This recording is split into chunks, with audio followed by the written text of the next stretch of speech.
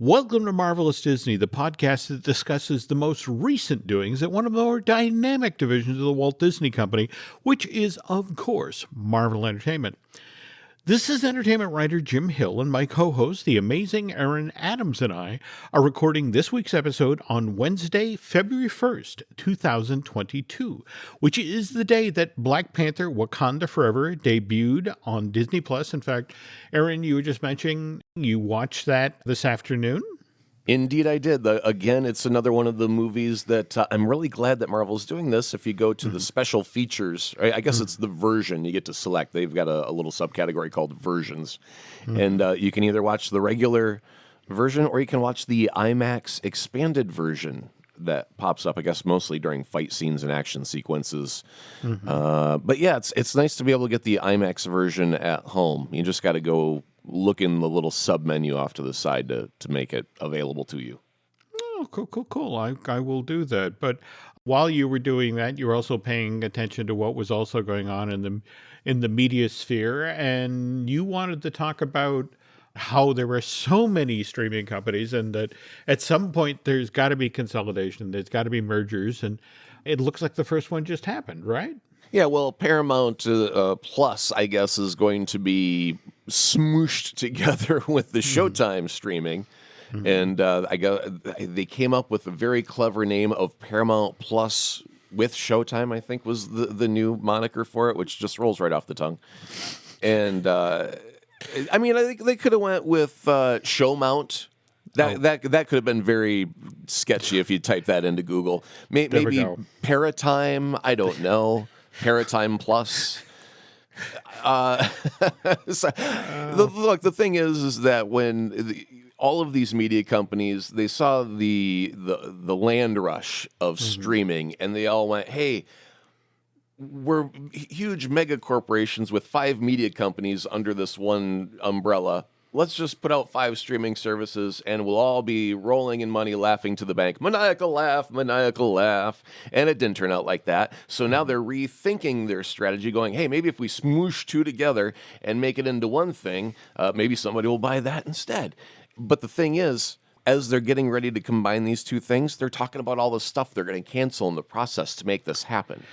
Yeah. So, I mean, is that really a great thing when these 2 things? I mean, it's like you would think you get more content, not less. Yeah, I know. You're trimming the budget, right? Isn't that what it's all about? It's the money.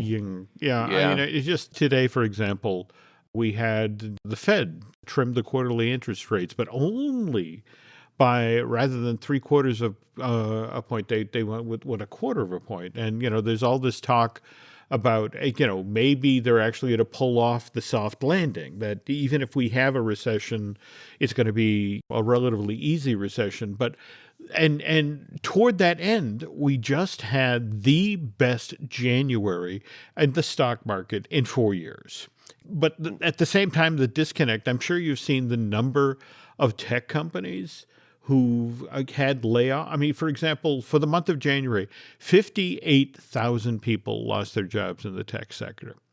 And all of these giant corporations, and many of them own these streaming services, they are looking over the horizon, and they don't seem necessarily convinced that there isn't a recession going to arrive, or more to the point that in order to make Wall Street happy, they just have to lower headcount and reduce costs, period. So if you look at what Paramount and did with this Showtime merger, they put two pigs with lipstick on them and taped them together for the dual lipstick pig. There we go. And there's at least 5 jokes I can't do there because it's a family show. So Sure. Speaking of family, Disney Plus leans heavily into the notion that it is a family streaming service and tries to be as helpful as possible. And while you were over watching Black Panther Wakanda Forever, they have their what Disney calls its Marvel Cinematic Universe timeline. Isn't that just the chronological MCU laid out beginning to end? It is. Okay, yeah. But what's fascinating about it is where they have decided to slot Wakanda Forever. What's the controversy there? How far forwards or backwards did it go? As of right now, Wakanda Forever, it got dropped between Moon Knight and She-Hulk Attorney at Law. And if you follow that guideline, that means that the events that we saw in Wakanda Forever happened more than 2 years in the future. They are set in spring of 2025. Correct me if I'm wrong, Endgame is supposed to be happening in a couple of months, right? It was supposed to happen in 2023? Yeah, no, I can't, unless I get in the TARDIS and fully warp all the way there, step out, check a calendar, and then come back. My brain can't do that no more. I understand. There are things I will consult and go, okay, if you tell me that, that's true. So exactly. If you say that it is, then that is the way it is. Okay, sure. Okay. And well, as long as people are marking the calendar, and we're talking about events that are off in the future, something that's not necessarily off in the far off future. In fact, it's this Monday, February 6th. But the world premiere of Marvel Studios' Ant-Man and the Wasp: Quantumania is going to be held in L.A. on that day. It starts at 8 p.m. East Coast time, 5 o'clock West Coast time. And if you are one of those people who likes watching red carpet things, you can actually live stream this event next Monday. You have to go to marvel.com/Quantumania Premiere. That's all one word, and premiere is with an E at the end. Or you can check it out on Marvel's various social channels, YouTube, Twitter, Facebook, TikTok, and Twitch. And just so you know, supposedly this red carpet live stream is going to be sponsored by a number of folks, including Marvel Snap. So if you tune in the 6th, you should be prepared for a number of ads related to this fast-paced virtual card battler game that Marvel is pushing these days. And while we're on the subject of Quantumania, I just want to pass along an apology to Julius M., who recently posted a 1-star review over on iTunes for Marvelous Disney over something I said on last week's show, Aaron. Okay. What did you ruin? Well, there we go. To be specific, what I did was I revealed that this upcoming Peyton Reed film has a twist ending.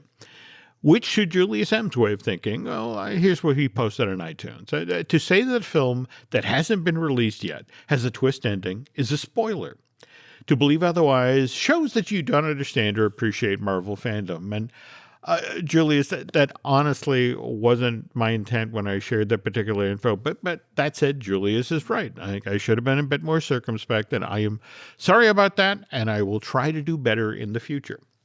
Anyway, more Marvel news just ahead, but as always, the news portion of Marvelous Disney is brought to you by Storybook Destination, trusted travel partner of the Jim Hill Media Podcast Network. For a worry-free travel experience every time, please book online at StorybookDestinations.com. Anyway, Aaron, Deadline just today published an interview with Paul Rudd, who's out, of course, doing the usual rounds to promote the upcoming Ant-Man sequel. And what's kind of interesting is he talks about when Kevin Feige first approached him about the role of Scott Lang. And this tidbit kind of fascinated me. Here's the quote. My agent set up a meeting with Marvel Studios' Kevin Feige. Marvel was pretty new. They weren't even part of Disney. And original Iron Man arrives in theaters May of 2008. That's formally acknowledged as the start of the MCU. Disney doesn't buy Marvel till August of 2009 for $4 billion. So Rudd is saying that his meeting with Kevin Feige was before Marvel was part of Disney. And if we're going to go split the difference in the midpoint between Iron Man's release and Disney buying Marvel, that's December of 2009. Actual physical production of this Peyton Reed movie doesn't begin till August of 2014. And then the Ant-Man film itself wouldn't arrive in theaters till July of the following year, 2015. So, Aaron, 5 years before there's any really for real film. Kevin Feige is sitting down with Paul Rudd and saying, would you maybe consider playing Scott Lang in an Ant-Man movie? Isn't that crazy? No, because Paul Rudd, if you look at photographs, you'll see, simply does not age. So they could have made this deal a decade ago. Same result. Paul Rudd looks fabulous. Paul goes on in this interview with Deadline to say that getting that job offer then was the equivalent of someone walking up to him and saying, how would you feel about being on Dancing with the Stars? He said, I never really thought I was one of the type of actor they would offer any of those parts to. But when this idea came around, I was excited about doing something that was so out of left field. And I knew that if it were announced I was going to be in a superhero franchise, most people would say, and again, I apologize, this is a family show, so we're going to say, what the F? Meanwhile, over at Collider, Kevin Feige, who's also out doing the rounds, doing what he can to make sure people know that Quantumania is going to arrive in theaters February 17th, which 2 weeks after this episode of Mud goes live on February 3rd.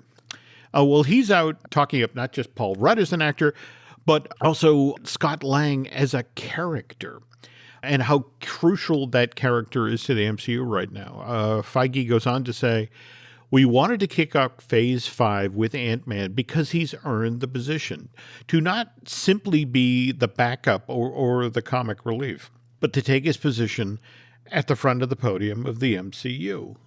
From a story point of view, the fact that one of the very first things when Scott, in Endgame, when he managed to make it out of the quantum realm, he went looking for his daughter. He's a dad.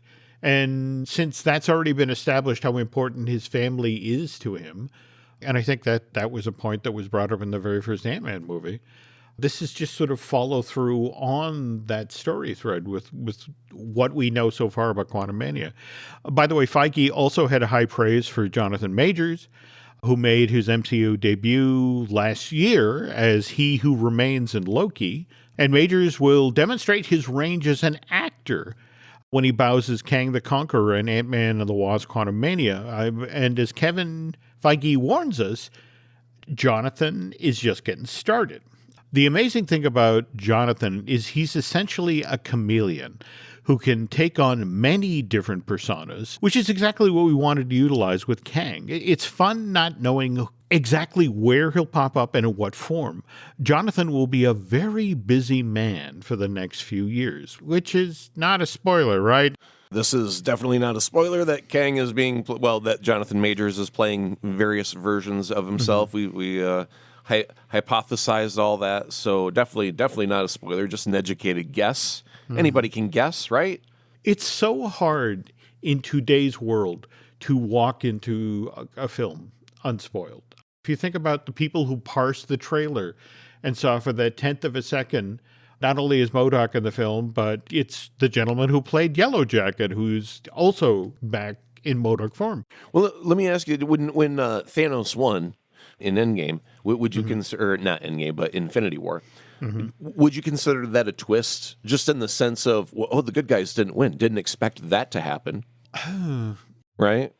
There were some wonderful cartoons done during that period of audiences walking out of Infinity War looking like they'd been beaten with baseball bats. So what do you mean they didn't win? Right. But it all got us back in the theaters. Yeah, but was it a twist? Because it wasn't expected. That's the thing is, like, I don't know, how much we would have to define the word twist to get you off of death row for the spoiler offense. Well, no. I mean, I guess just in the past week, I was watching your interaction on social media where you were responding to somebody brought up the fact that Thunderbolts is actually going to be a continuation of Black Widow. And you were mentioning, wow, I hadn't thought of that. I hadn't thought that, this was a continuation. But honestly, when you look at the cast list for that film, I mean... it makes sense. You've got, most of them there from the first movie that they can, daughter and dad can bicker their way through. Well, Yelena Bonov and Red Gardner.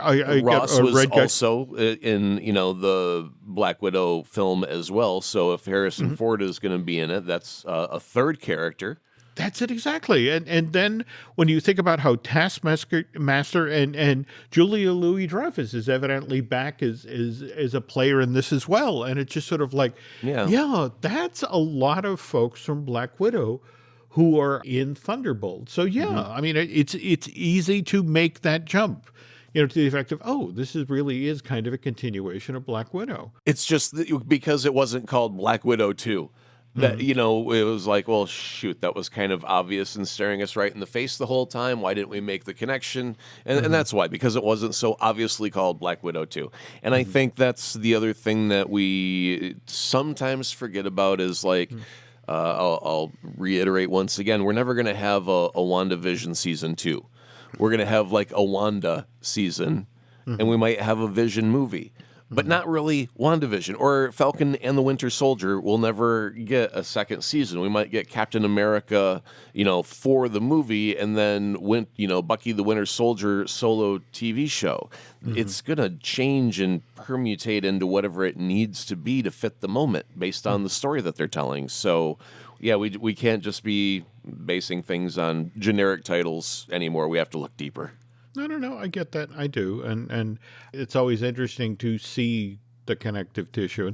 And speaking of connective tissue, I don't know if you followed the announcement just yesterday about James Gunn sort of walking out their initial plans for what's going to happen with the DC studios, but lots of connective tissue over there, which we'll get to on the second half of today's show. The family that vacations together stays together. At least, that was the plan. Except now, the dastardly desk clerk is saying he can't confirm your connecting rooms. Wait, what? That's right, ma'am. You have rooms 201 and 709. No, we cannot be 5 floors away from our kids. The doors have double locks. They'll be fine. When you want connecting rooms confirmed before you arrive, it matters where you stay. Welcome to Hilton. I see your connecting rooms are already confirmed. Hilton, for the stay. Every story you love, every invention that moves you, every idea you wished was yours, all began as nothing.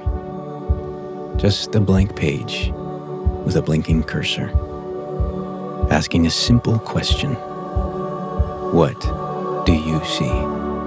Great ideas start on Mac. Find out more on apple.com/Mac. Every Who down in Who Newville liked the holidays a ton. But where to get great prices on gifts, they had no idea. None. They searched and they searched for great gifts under $25. Gifts for spouses and friends and even their toddlers. When suddenly one Who shouted, Walmart has what you want, knowing they have Lego, Tree Hut, and low prices to flaunt. So they enjoy the holiday season as Who's often do. Cheering and shouting, Walmart has incredible gifts. Who knew? Find gifts they'll love under $25 at Walmart. A couple of things before we get into the DC-related news. In fact, I made a point of sending this video to Aaron when it popped up online because it was so extraordinary. But someone very kindly took video the night that Avengers Power the Night debuted at Walt Disney Studios Park in Paris last week.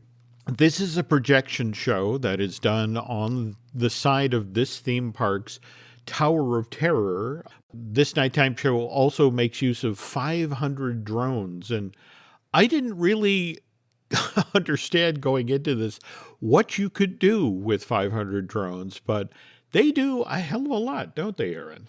Yeah, actually, before you had sent me the video, I had seen on Twitter a very small snippet of it, and it was the Spider-Man section. And, of course, I'm Spider nerd, so I was, of course, intrigued by that. And I had retweeted it by saying, Spider-Man does what 500 drones are programmed to do.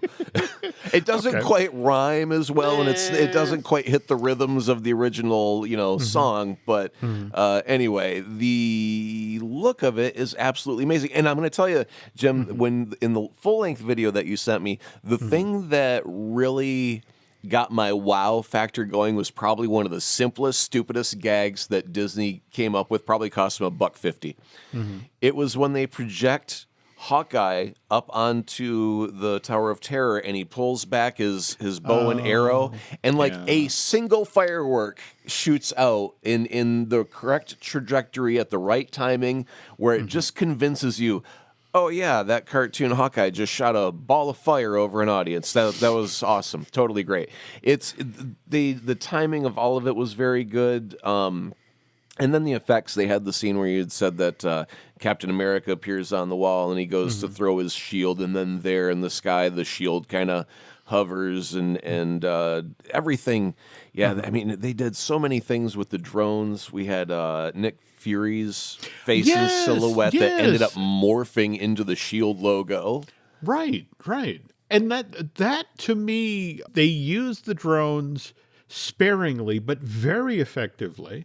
Doesn't it start off with Doctor Strange conjuring a portal, which they actually form out of the drones? But it's just like in the films, because it's kind of like a little ball of fire that goes in a circle that's sparking, to create that trail of sparks. And they did that with a lighting gag with the drones. If you can just imagine that they're already parked in a circle, just hovering there in midair, but then they kind of flicker on and off in this circular pattern, and it really creates that look like a ball of fire going in a circle with sparks trailing off the way that illusion does in the movie. It's really quite convincing effect that they've got going on just by turning on the lights and on and off at the proper sequence of speed. It's a really amazing trick.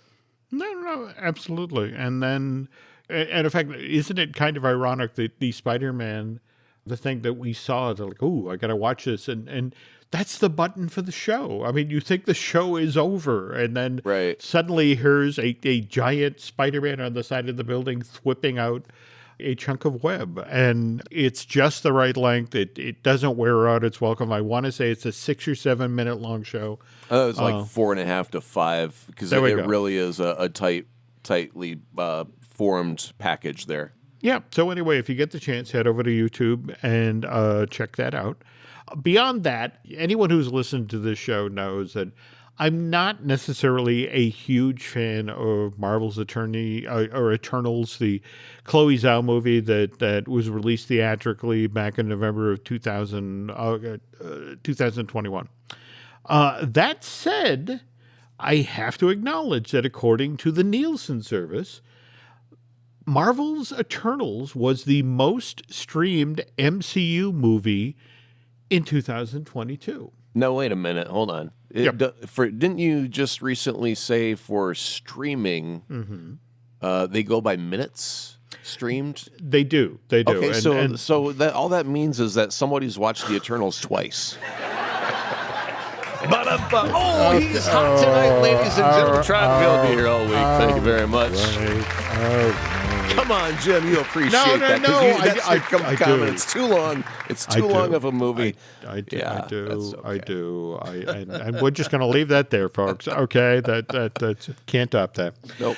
Speaking of trying to top, I mean, face it, one of the reasons that the folks at Warner Brothers Discovery reached out to both James Gunn and Peter Safran to come over and be in charge of DC Studios is obviously Mr. Gunn has done some amazing work over for Marvel Studios when it comes to the Guardians movies. And so since this was announced 3 months ago, fandom has been waiting to hear what these two plan to do with.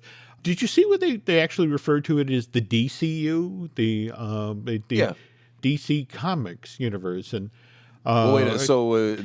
Detective Comics universe? Was it the DCCU? Or was it the DCU? Because if it's the DCU, it's DC Universe or Detective Comics Universe. Right? That's how it's like ATM machine, man. The M is automated teller machine, right? Well, so we can't put in place a broken set of letters and stick with it. We got to get it right the first time. The world's watching. Well, again, it's interesting you say that because up here in New England, DCU actually stands for the Digital Credit Union. Oh, you remember the WWE and the WWF thing? Mm-hmm. Yep. Don't tell me the credit union in your state's going to wipe out James Gunn's entire thing. I'm thinking more to the effect of they will just nod and smile at each other because both of them, in theories, will be, taking in a lot of cash. Toward that end, what did you think of the plan? I'm sorry. I'm just imagining a bank teller getting angry phone calls about Batman and Robin movie right now. But go ahead. Okay, go ahead. I'm sorry. Well, yeah, the Zack Snyder fans have to vent somewhere. Sure, go ahead. Okay, so, well, for starters, I mean, again, think about it. In the MCU, we have phases, phase 1, phase 2, phase 3. And whereas with what these gentlemen are looking to do with DC Studios, we're starting with Chapter 1, Gods and Monsters. I would say I would actually, instead of calling them movies or episodes, as a matter of fact, for the TV series, I would not call them episodes. I'd call them issues, to tie them straight into the comics and embrace that as much as possible. As a matter of fact, in the very beginning, I was wishing that we would have called Marvelous Disney episodes Marvelous Disney issues, issue number 1, issue number 2, to embrace our... But we'd have to relabel, and that would take at least an hour, and I'm not going to do that. Okay. Duly noted. So the plan, evidently, this all gets started in 2025, and Chapter 1 will last from 2025 to 2027. We're going to get 2 movies a year and 2 series over at HBO Max. And this is the start of an 8 to 10 year plan. Now, did you see the stuff that's being discussed for the first year or so? Or... Yeah, and there are a lot of people that are angry about the Batman and the Robin by going with Damian as the Robin, because they wanted different Robins. But I guess if you go with Damian, wouldn't that mean that the other character is old enough to be Nightwing without being in the way? There's so many questions. Like, I think people are just throwing tomatoes to throw tomatoes. Well, yeah, I think... probably the first thing we're going to get is an animated series. It's called Creature Commandos, which, by the way, James Gunn is writing. That actually fits Disney's Star Wars template. The very first thing out of the gate over there wasn't The Force Awakens. It was actually the Star Wars Rebels series, which a lot of the stuff that was introduced in that show has begun to show up in the Star Wars Limited series. But at the same time, what's kind of interesting is that James, it's just sort of like, I liked working with you. Let's work together again. I mean, for example, Viola Davis debuted as Amanda Waller in the original Suicide Squad film back in 2016. Then Gunn, after he gets booted from Disney, he gets hired to write and direct The Suicide Squad, which brings back Margot Robbie's version of Harley Quinn, and Viola Davis as Amanda Waller. And Viola Davis is wonderful as Amanda Waller. I mean, Amanda Waller, from the moment she got introduced in the animated series. It was like when Nick Fury walked on stage Sam Jackson walked on stage as Nick Fury. Everybody went, yes, this works. And it was the same thing for her. It was just that works. Keep it. Absolutely. You can build a universe around that one woman. Go for it. And that's the thing. We've got Waller, the live action series with Viola coming. Likewise, a Booster Gold show, which... Right. I can't tell you the number of times my daughter has talked about the Booster Gold comics and how much she enjoys them. So the fact that that's coming. But when Gunn talked about his long-term strategy here, here's the quote.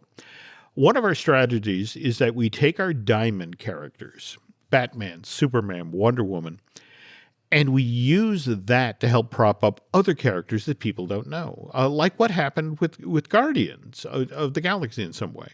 We take teams like The Authority, who are just a spectacular idea for a film that has a completely different take on superheroes, because it's really connected to Superman.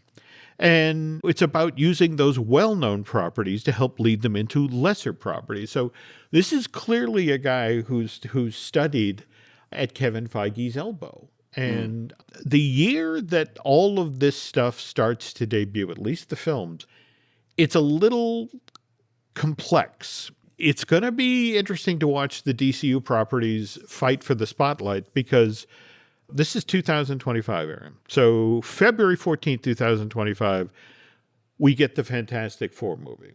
Do we then, on May 2nd of 2025, we get Avengers, the Kang Dynasty, which is the first part of, I want to say, the Secret War trilogy, or Secret War a pair.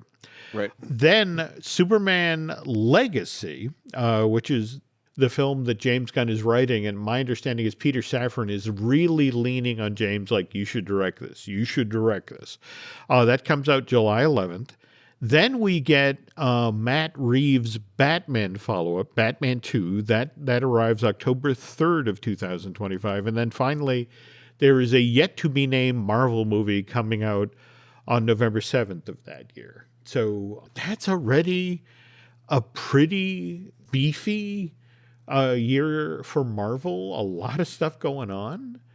The first couple of DCU films have to come out sometime. I just wish it were in a kinder window where so many high-profile Marvel things weren't coming out, but is that year ever going to show up? Well, do you happen to remember the movie Brightburn at all? Elizabeth Banks was a mother, and she had a kid, and he had, like, Superman powers, but it was a horror movie. I remember this, yes. Okay. That was written by, Brian Gunn and Mark Gunn. Yep. And I don't know, I think James Gunn was, I don't know if was he a producer on it or something, but there's a lot of Gunns that were working on that, and it was basically, what if Superman was turned evil as a kid? What if he threw his temper tantrum? How would that look? And so I think that, first off, James Gunn's been kind of wanting to do a Superman story, although he got kind of some flack recently because there were, people have been upset that Henry Cavill is not the Superman. Yep. And James Gunn was trying to clear the air by saying, well, Henry Cavill was never fired from being Superman. It's just that there was never an offer extended to him, which doesn't sound all that great. But what it meant was, at the time that I came in, there was just no Superman thing that existed for him to be attached to. Right? There was nothing being written. There was no contract with his name on it. And, we're trying to do this new thing, and that means different people, and some of them are going to be, I guess, like Jason Momoa will be coming back as a different character. I think it's Lobo. Which, by the way, Jim, if you were to Google Lobo right now, no, it's just like, you don't even need to put makeup on it. It's just Jason Momoa. No, that's right? I know that the Lobo from the wonderful DC animated things, and right. Man, that's a great character. Jason Momoa could do that character in his sleep. Though, interestingly, did you see where Dave Bautista, evidently somebody floated the idea of Bane? David was like, no, I don't think he wants to do comic book movies right now because he's actually, trying to do interesting work that excites him mentally instead of just playing dumb muscle. I mean, he made a career of playing muscle as a wrestler, right? Yeah. And right now, I think he would like, if someone were to give Dave Bautista a script where it's like, you're an emotionally broken man and you cry a lot in this film, he'd be like, I'll take it. I've never had to cry in a movie before. Just because it's the challenge and nobody's seen him in that light. And it's kind of like when Robin Williams played dark and quiet and still, or, whenever he was quiet and still, you're like, damn, he's scary. And he's playing the villain, right? Because you're just so used to seeing him through that hyper. And when he was still and quiet, oh God, that was frightening for me to see. Well, it's so interesting you bring this up because something else I stumbled over this week. Somebody had taken voice recordings that Tim Curry had actually done for Batman before they replaced him with Mark Hamill. And they found the appropriate scenes that he had done the lines for and laid in the vocals. And the thing of it is, Tim Curry's Joker was so dark and weirdly joyless, or at least in these clips that they played. That's the thing. Mark Hamill's take on the Joker, is genuinely scary. He's a great villain, but there's also great joy and humor to the character. You could actually enjoy his Joker.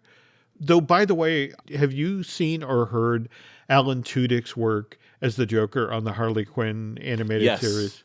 Yeah, well, Alan Tudyk, anything he does is brilliant. I mean, didn't he play a chicken for crying out loud, and He probably did. should have gotten an award for that? He should have. But yes, he is an absolutely wonderful Joker as well. But that's the thing. On paper, Tim Curry as the Joker, just that should have worked, and it was like, oh, that's actually too dark, and that kind of makes me think about a Dave Bautista's Bane might have been, maybe that would have been a little too dark, a little too strange, but what they've laid out here, James and Peter, I see a couple of things that are.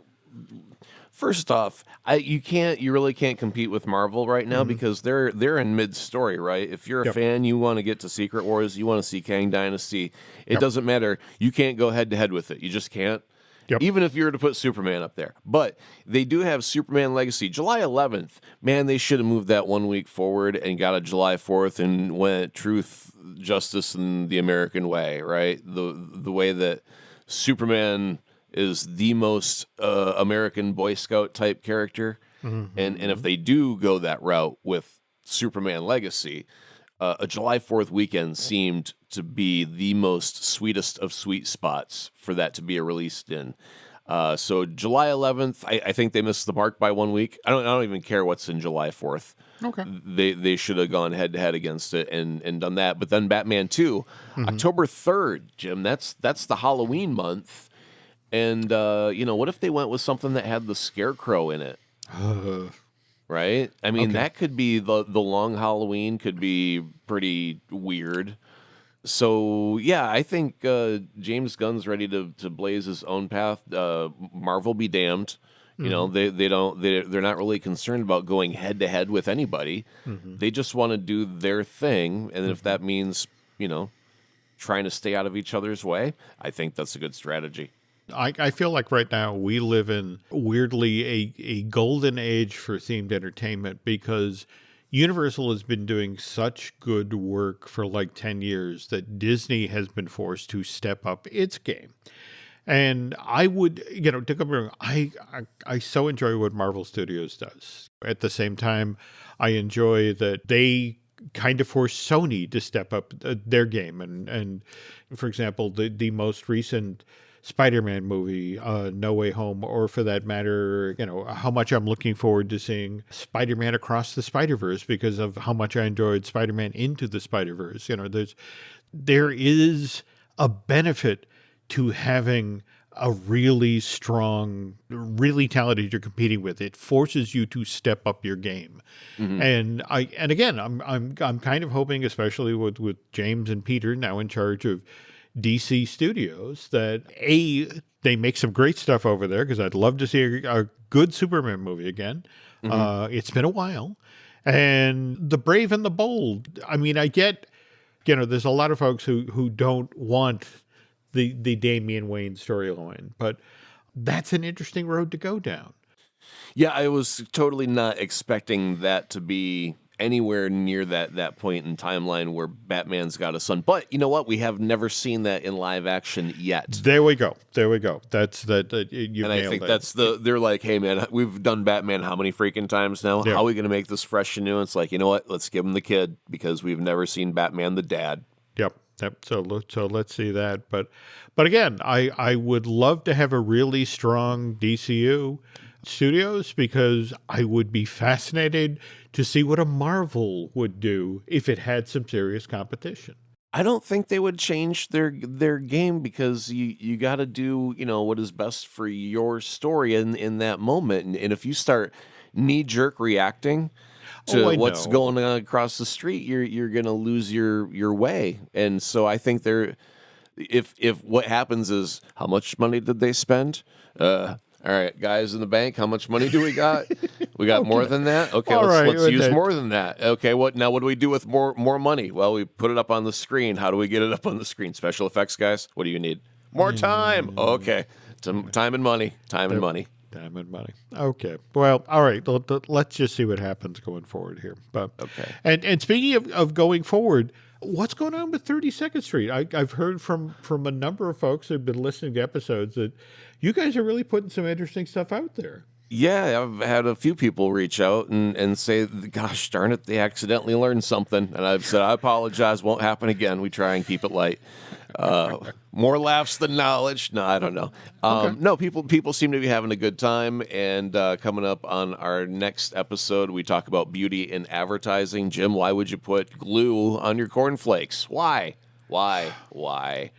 Oh, okay. Because it looks pretty. It looks really pretty, and it looks like a little droplet of milk when they're taking the photograph. And it's your cheeseburger does not look like it does in the photo, does it? No, it looks like they threw the cheese from halfway across the room, and a quarter of it landed on the burger.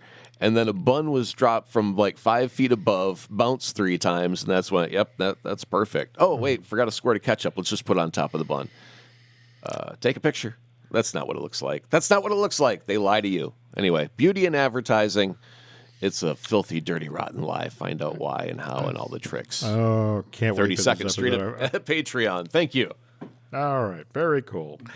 And again, we talked about that fun exchange between you and I want to say a listener about Thunderbolts and Black Widow.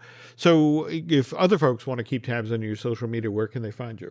Oh, yeah, absolutely. Go to Twitter. It is where I am most active, and you'll find me under the title at Azaprod, Azaprod. Jim, you're still thriving on Twitter, I see. Well, thriving. I'm there. Likewise, over on Instagram is Jim Hill Media. Also on Facebook is Jim Hill Media News. And we also have some other podcasts here at the Jim Hill Media Podcast Network. Of course, Disney Dish I do with Len Testa. I'll be recording a brand new Fine-Tuning with Drew Taylor later this week.